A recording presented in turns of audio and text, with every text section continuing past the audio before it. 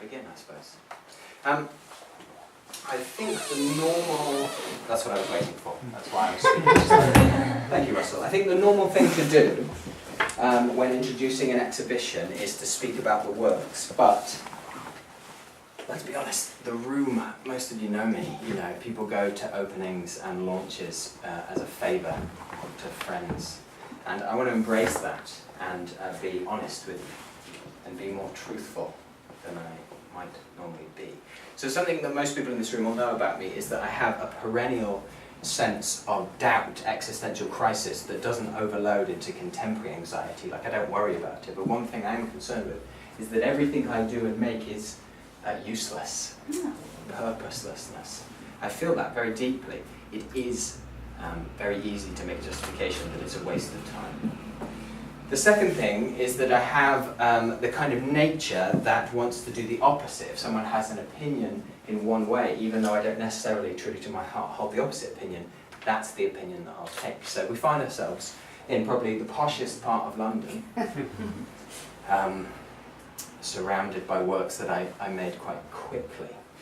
So my instinct is not to talk about them at all, but to find a way to use this few minutes to provide you with a piece of information or a series of pieces of information which might be useful, utility, because that is the opposite of my art. And I was looking in my mind this afternoon for what I could possibly do, and then I thought the answer was right in front of me. The reason why I came and met our incredible hosts here at the gallery is because of the logo.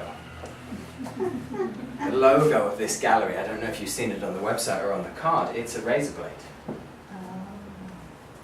So it's not a straight razor, which I don't know if you're familiar with, which is normally an ivory handle which opens up into a blade. Look at it. It's these little double beveled, beautiful blades that have this space in between, they're hollowed out.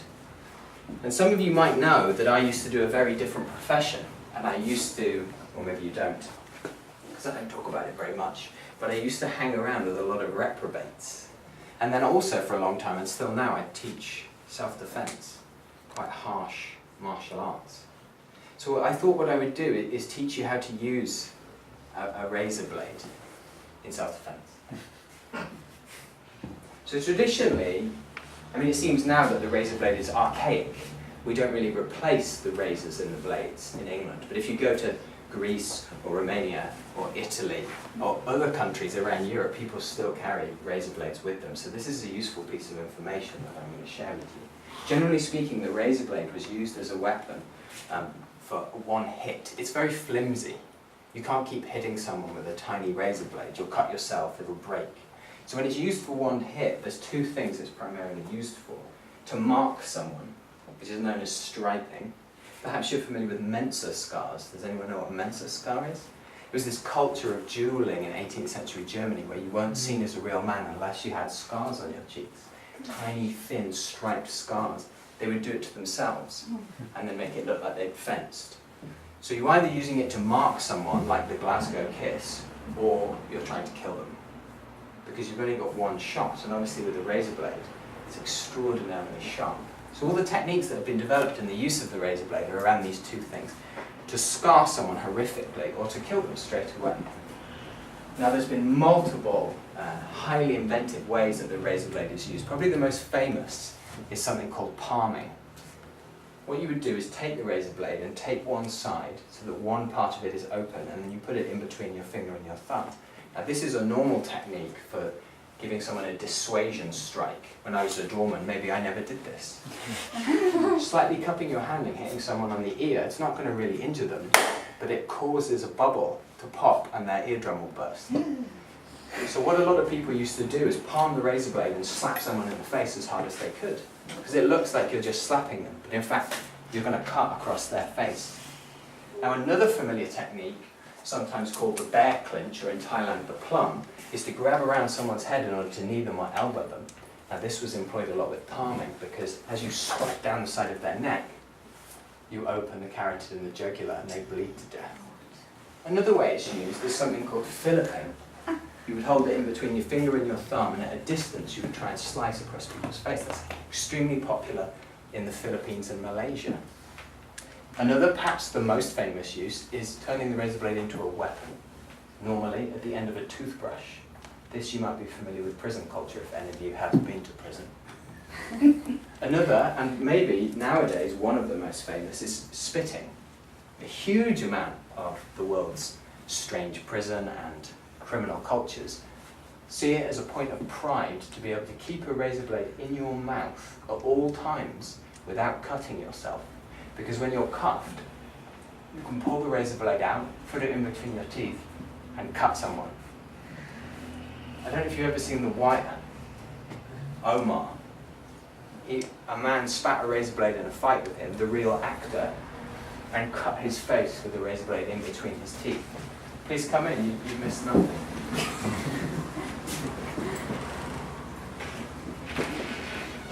So finally, another way that the razor blade has been used historically is throwing. You can actually throw a razor blade. It has like a range of, say, 3 feet.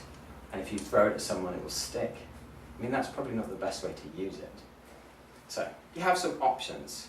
If you ever feel threatened, you can go into a local chemist's, get yourself a little pack of refillable razors, and it's a really useful weapon.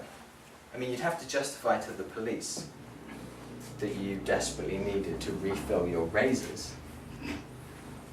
But maybe this seems a little bit abstract to you at this point.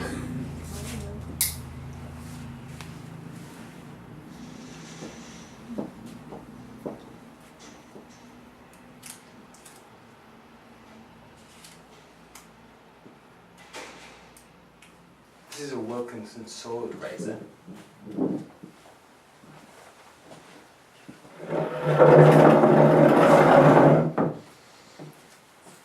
What I was thinking is maybe putting a little addition, if it's okay with you, Janos, like a sculptural.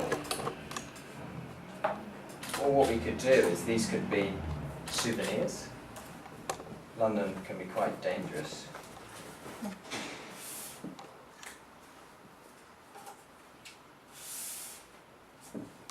Or maybe you could slip me a few quid if you want one. Maybe I should stop here. Difficult to tell in these moments. One thing I did notice that slightly perturbed me, nothing to do with razor, is that my works are unmarked where Michaud's is signed. Maybe I should sign the works.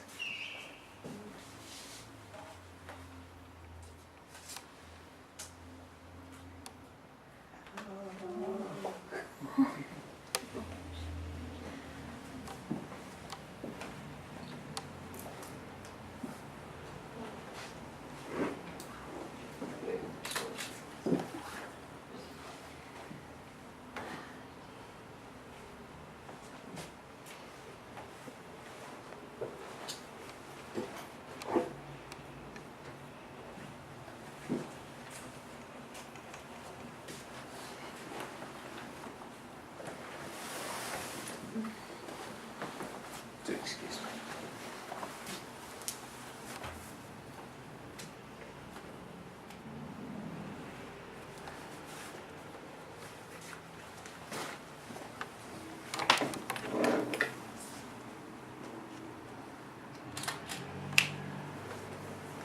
Perfect.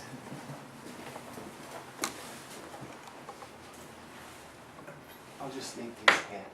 Thank you very much.